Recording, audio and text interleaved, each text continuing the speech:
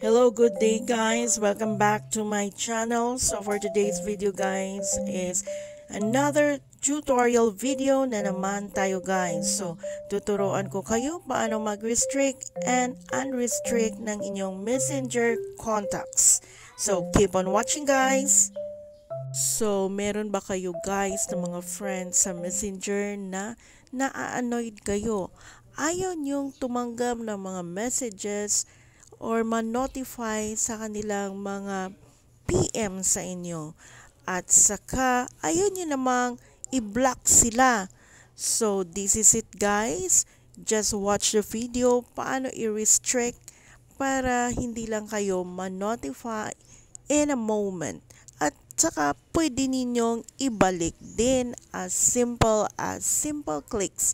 Just follow here guys. So, keep on watching. So guys, umpisahan na natin. So pasok tayo sa messenger natin guys at pili tayo ng contacts na gusto nating i-restrict. So click lang natin ng icon tapos hanapin natin yung restrict. So ganun lang siya kasimple guys. So you can automatically unrestrict lang din kung nagda-doubt ka. May second chance na, pwede naman. So, what if guys, hindi mo siya, na-restrict mo na siya at hindi mo na siya maibalik dahil nagtatampo ka or ayaw mo lang sa kanya for the moment.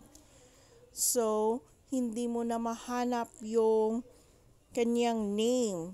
So, ituturo ko sa inyo guys paano mag-unrestrict. So, pasok lang tayo guys sa messenger natin, yung account natin. Then, click yung tatlong line. Then, click for settings. Then, scroll down. Look for privacy and safety. Then, look for restricted accounts. Tapos, i-click natin yung account na na-restrict natin. Tapos, simply click unrestrict doon sa baba.